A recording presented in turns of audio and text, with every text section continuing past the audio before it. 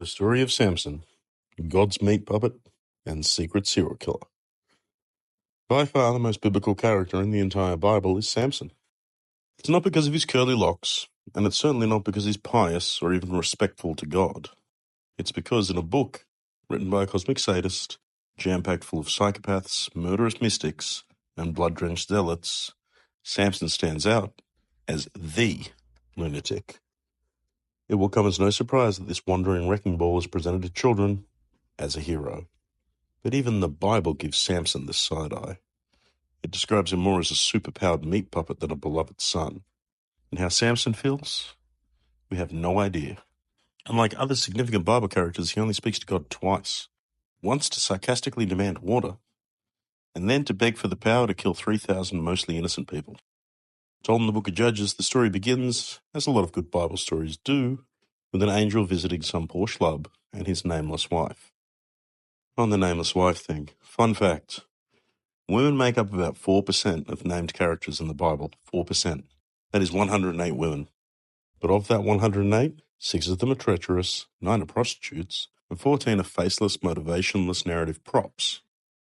Only 18 of the 108 show agency, 5 of whom are Marlon, Noah, Hogla, Milcah, and Tirzah, the daughters of Zelophehad. They are immediately renamed just to that, and appear only in a court battle over inheritance from dear old dad. The biggest group by far of women who have names in the Bible are the possessors of a historically significant uterus, the begetters and begatters, the wives and mothers. There are 61 of them.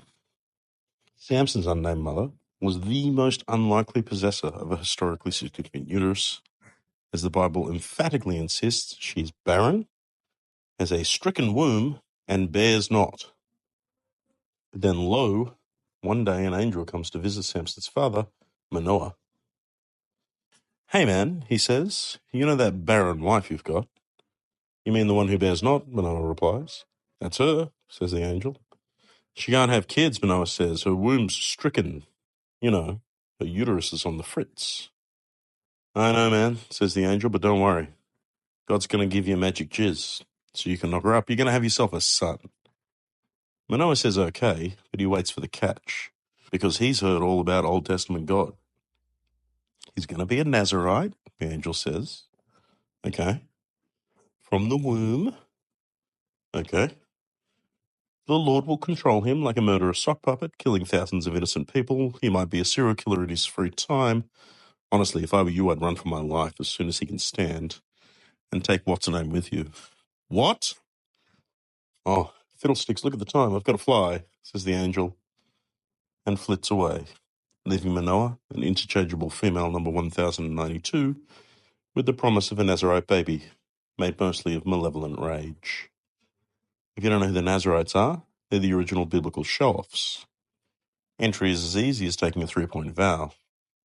1, no grapes of any kind, not even vinegar or raisins. 2, no more corpses, especially touching them. The third is, don't you dare cut that hair. This is directly from Numbers 6:5, and it transforms the Nazarites. They're not so much repressed grape and corpse-craving psychos. They're mankind's first corpse and grape-craving hipsters. And the most famous Nazarite? Samson. And the worst Nazarite in recorded history? Samson. Because as you're about to see, those vows mean nothing to him. He's a one-man corpse manufacturing machine, drinks, and has his hair cut. The Bible doesn't really care much about trivialities like childhood, so it goes straight from his birth to his divine destiny. He is to be a human-shaped sledgehammer, swung by God to cave in the head of the entire Philistine people. He will deliver Israel from their hands, it says, and light the fuse on their eventual extermination. That's fun. So Samson falls in love with and marries a Philistine woman. At least this is a typical love story containing nothing disturbing. He's in Timnath and he sees a woman. She doesn't have a name, but she is attractive. They don't speak or interact in any way, but he goes home and tells his parents, I have seen a woman in Timnath, now therefore get her for me to wife. Hang on, let me check that. Therefore get her for me to wife. Okie doke. His parents aren't fans of this either. They ask him, Can't you just marry a Jew or something? His dad asks what he could possibly see in this daughter of people with too much skin on their dingling, but Samson is in love. Wide and deep and truly profound, he's been struck like a bolt from the blue. She's hot, he says. Obviously, he says it all Bible-like and fancy, but he uses the Hebrew word yesara, she pleases me, and be'enei, in my eyes. Sweet romance. Now, you may expect that this particular marriage could create a little bit of tension, given that the groom is a murderous massacre engine created with the primary intention of smiting people, just like his new wife. And you'd be right. So Samson's parents got her, he wifes her, because the next time we see him, he's strolling his way to the wedding. He's getting closer to Timnah when behold, not just lo, but behold, a lion comes roaring at him. And the Spirit of the Lord, capital Lord, comes upon him.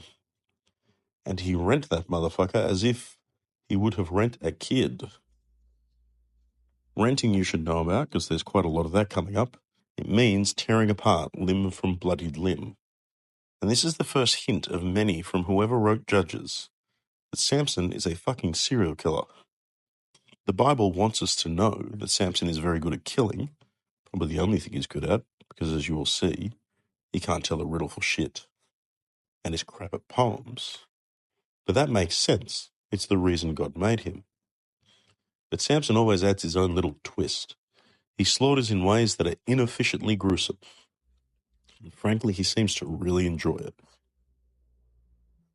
So after he rents the lion, the Bible makes sure to let us know he told not his father or mother about it. Quite a strange detail. Covering up death by renting of a lion, a thing that most people would brag about. Could show shame, which is very un-Samson. Or it could be a serial killer adept at covering his tracks. Okay, that's a stretch, but what comes next isn't. This is the first solid indicator of Samson's psychopathy. So, in the very next chapter, he's on his way to take her, which we assume to mean his wife, but he stops to visit the corpse of the dead lion. This is a bizarre choice for a Nazarite, who have only 3 vows, and one of them is avoid corpses, but failing that is generally just a thing that almost nobody would do. The one group of people who do things like this, revisiting murder scenes or corpses, are serial killers. Also, on that take, the Hebrew word is lachah, which also means grasp, seize, or take hold of.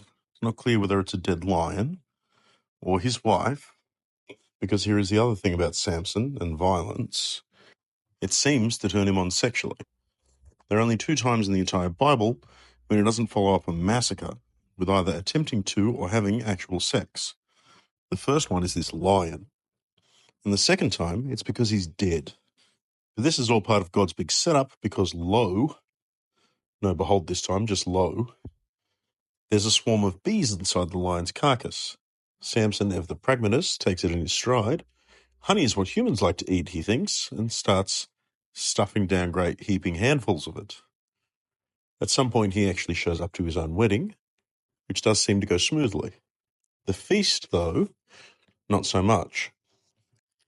Samson, in a desperate attempt to appear to be a normal human, rather than a shapeless void lusting for Philistine blood, tries to tell a riddle. Out of the eater came something to eat, and out of the strong came something sweet. That's his riddle. That's not a fucking riddle. That is a gibberish story about a highly unusual personal experience that just happened to him. A thing nobody could possibly work out or guess. But Samson is quite happy with his tee-hee-hee moment and offers an incentive to the guests. He will give clothes to the 30 Philistines if they can solve it in 7 days. They try to figure out these nonsense words for 3 days, but then realize they're in the Old Testament and instead decide to go with threats of violence. They approach Samson's unnamed wife and say they will burn her and her father alive, adding with fire. In any other story, threatening immolation over a riddle would make them notable lunatics, but here it barely warrants a mention. Samson's still unnamed wife caves in quite quickly and agrees to try to find out the answer, She takes the brute force approach to this, pressing Samson daily with words, specifically the words, "Don't you love me?" She continues at this until, as the text puts it, she lays sore upon him, and he gives in and tells her the answer. When the 30 Philistines arrive for their free clothes, they try to pretend that they've reasoned through the riddle, saying, "What is sweeter than honey, and what is stronger than a lion?" But Samson doesn't buy it. "If ye had not ploughed with my heifer, ye had not found out my riddle." If you're not getting the message by now, Samson is a fucking dick. Yes, he just accused them of sleeping with his wife and also revealed that he thinks of her as livestock. But he's not done. Enraged by his wife's betrayal, which ruined his amazing riddle, he rents his clothes. This is a common dramatic flourish in the Bible, making one wonder if the garment industry didn't have a secret deal with ancient publishers. He then went up and went away to the nearby town of Ashkelon and slew 30 men of them and took their spoil and gave change of garments unto them which expounded the riddle. That's all very biblically, so just to repeat it in clear language, Samson is so upset about his riddle being spoiled, he goes to a nearby town and murders 30 random, innocent people. He then loots their corpses, takes their clothes, and presents the presumably bloodied garments to the 30 riddle not guessers. His anger apparently is now kindled, so Samson decides to return home to his unnamed wife for a little bit of post-massacre nookie.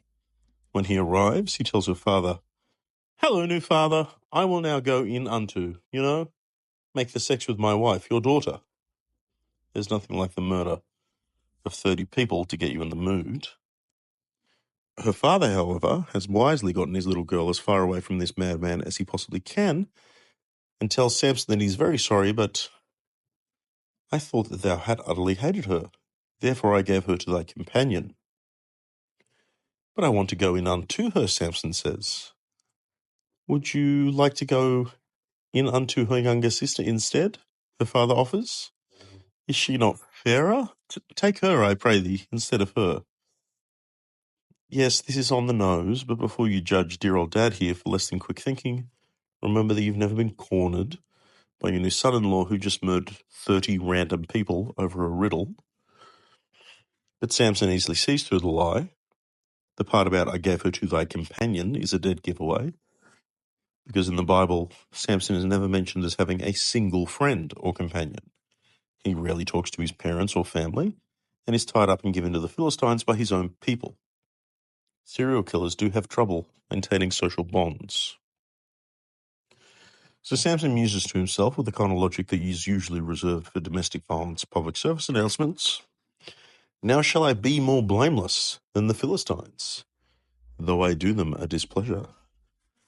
This is a fancy way of saying they made me do it, but it also shows that he knows his previous acts of violence were not blameless, making him a self-aware psychopath, like a Ted Bundy, or adept at camouflage, and goes a good way to explaining his 20 years of judging. But oh boy, does he do them a displeasure.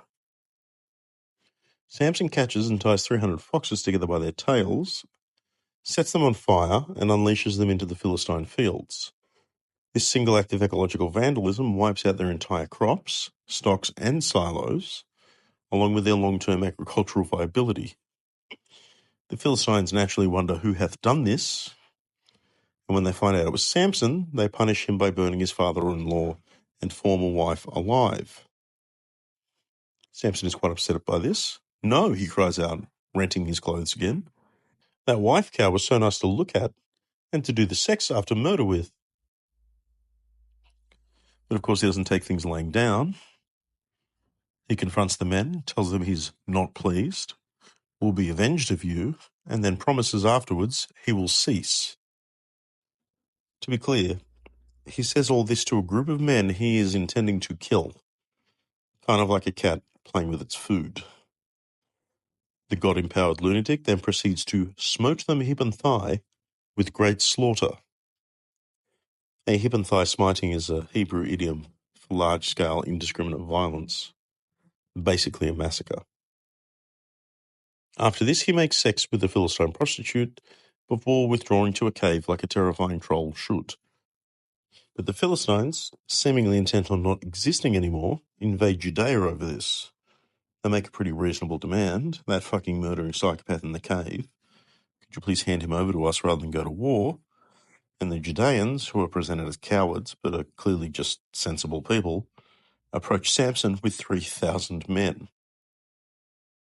They give him a right talking to, but Samson recognizes that this is an opportunity to have some fun and agrees to be tied up with the proviso they swear not to fall upon him themselves, which they agree to. And this is one of the many moments where if I was there, I would have immediately killed him.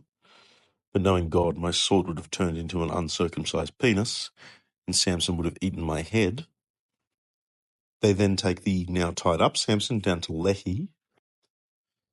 The Philistines stand around shouting against him instead of immediately cutting off his head, giving the Spirit of the Lord, capital Lord, the opportunity to come upon him again. Only this time it comes mightily. Samson bursts out of his bindings and seizes the new jawbone of an ass.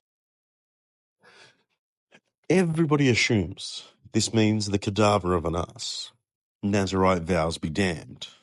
But every single thing Samson does in the Bible clearly shows it could just have easily have been seized from the face of a still living donkey. He then takes this piece of an animal's face and with it slays 1,000 men. This is both a testament to the Philistines' determination and an indictment of their general intelligence. What on earth were the last 50 men thinking after watching 950 fully armed soldiers cut down by a man with a bone? The last 100? The last 200? What about the very last man standing? What were they thinking? Well, let's get him, apparently. So after his second massacre, Samson, who was unable to take photographs to masturbate to later because cameras aren't invented yet, composes a jaunty little poem celebrating the fresh murder of 1,000 human beings. With the jawbone of an ass, heaps upon heaps, with the jaw of an ass, have I slayed 1,000 men. It's just a shit poem. It's just a shit poem. He's as good at poems as he is at riddles. He then names the place Hill of the Jawbone, or Jawbone Heights, because sometimes a poem just isn't cutting it. As anybody who's killed 1,000 men knows, it can really work up a thirst. So Samson calls out to God. This is the first of only 2 times that he directly talks to God, and he is a sarcastic prick about it. Shall I die for thirst and fall into the hands of the uncircumcised, he says. Basically has a whinge. Old Testament God, rather than turning Samson into salt or smashing him with brimstone, puts up with him, presumably because he still has plans for his little meat puppet. God produces a miracle, cleaving a hollow place in the jaw. The same jaw that Samson just used to end 1,000 lives, which must have still been covered in hair, brains, and blood. But water gushes out of it, and Samson doesn't seem to mind at all. He just drinks from the defiled bone, and his spirits return and he names the place En-Hakkore. I guess he's naming places now, because by this point, who the fuck's going to argue with him? So now we get a brief break from all the slaughter, because if you've been paying attention, you know Samson needs to get his fuck on. He's just killed 1,000 men after all. He goes to Gaza, deep in Philistine territory, to have sex with a Philistine prostitute. He seeks out a harlot. There's no divine instruction here. He just wants to sleep with a prostitute. I mean, 1,000 men, he would have been turned on beyond belief.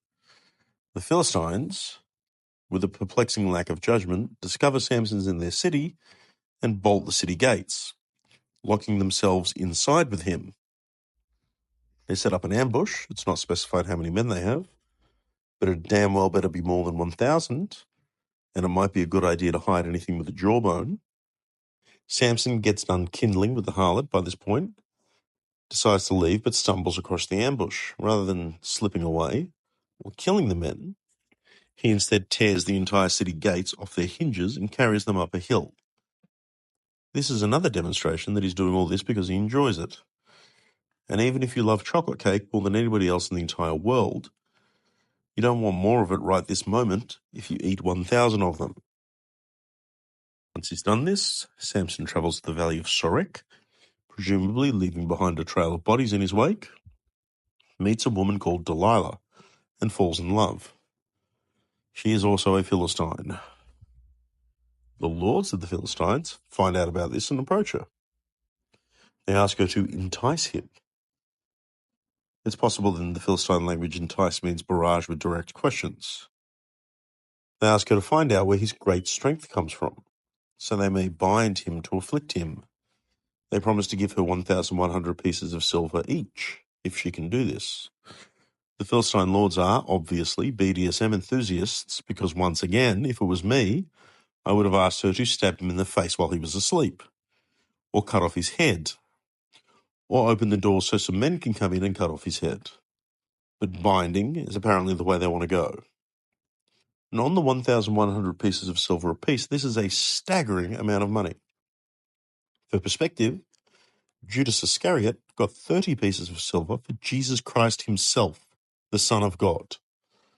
Delilah gets 4,970 pieces more for Israel's sex-crazed death engine. It's pretty obvious that Samson is the BC equivalent of the FBI's most wanted. Delilah is a novice spy, however, and she opts for the revolutionary tactic of just asking directly.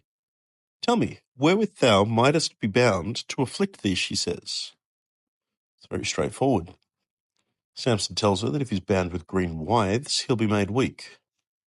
She immediately binds him with green withes while he's sleeping, declares the Philistines be upon thee, Samson, the biblical equivalent of Don Corleone sends his regards, and watches, feeling like an imbecile, as he just snaps them and wanders out to take his morning dump. Samson, by the way, has zero questions about this. He does not, for example, ask her, hey, you know how I told you that if I was bound with green withes, I'd be weak? Weirdest thing. I woke up this morning, bound by green withes. What the fuck is that about? This happens 3 times. Each time she ties him up, each time he breaks out, and he never asks a single question. Either he's a complete lunatic or he's into it. You have to give it to Delilah, though. She is persistent. Unimaginative, but persistent. She eventually manages to discover the magic word Samson is susceptible to. How can you say you love me? The exact phrase used by his non-named first wife. And she follows up, pressing him daily with words. Samson, who by now should know exactly what Delilah is up to, for some reason tells her the truth, that if she cuts his hair, he will be made weak. He falls asleep in her lap, she calls in a man to shave off the 7 locks, and the Lord departs from him, showing what a fickle and capricious figure the Old Testament God can be. Grapes and corpses, who gives a shit? Don't mess with your hair. Philistines burst into the room, Samson wakes up, attempts to fight, but is overpowered and captured. This must have been surprising for the lifelong superpowered lunatic. They then immediately blind him, a very good idea, but for some reason leave him alive, imprison him in Gaza and use him to grind grain. They have no idea why they didn't just kill him on the spot. The guy murdered 1,000 soldiers with the piece of a donkey's face. Just kill him already. I guess it really must have been hard to find people to grind grain back then.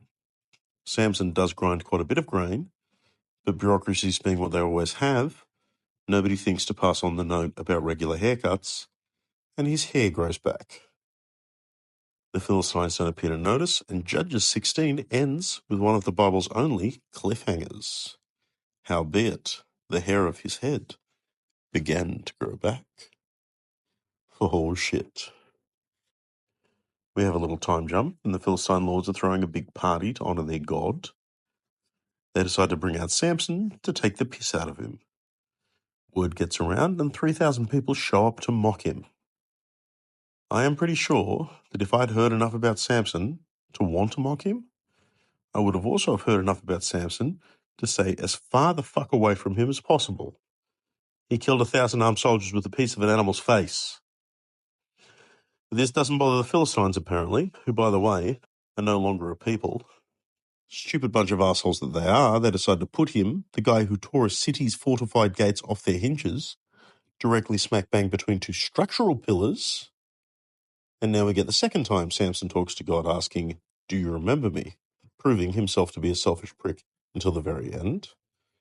He begs God to give him strength so he can get the guys who messed with his eyes. I'm serious. There's no indication he has any larger concern than this. He just wants to get the people who blinded him. God, of course, says, "Absolutely, my boy. I've had my omniscient fingers shoved right up you and controlling you from the very start." Samson's strength returns, and he pulls down the pillars and kills everybody. This includes himself. Thank God. Bible doesn't know or care if he died instantly, but it does specify that in this one act, Samson killed more people than in his entire life before, which is one hell of a feat, because in his entire life before, he sure as hell did kill a lot of fucking Philistines. Samson's dad retrieves his body, I think, just to make sure he's really dead. We have no idea how God feels or what he thinks about his puppet's downfall, because he never mentions Samson once again.